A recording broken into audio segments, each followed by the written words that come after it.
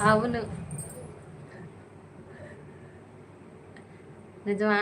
సరే, సరే. అదే అట్లాగే ఉండాలి. ఐ యామ్ ఫుల్ హ్యాపీ అక్క. నిజమా? అయితే మాకు కూడా హ్యాపీ. అట్లాగే ఉండాలి. ఏంటి వెంకటేష్ చిన్న చిన్నాటికి కూడా ఫీల్ అవుతావు?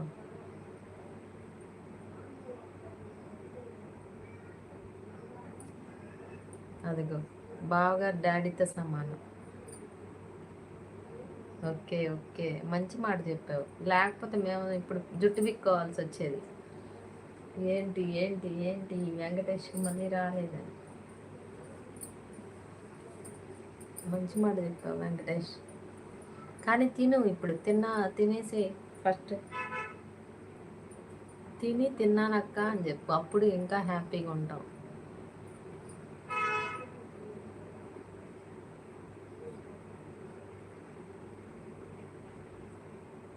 ఫస్ట్ మన తల్లిదండ్రులు ఉండారు మనకి. ఎవరో కోసమో ఇది చేయకూడదు, ఏది తొందరపడకూడదు, బాధపడకూడదు.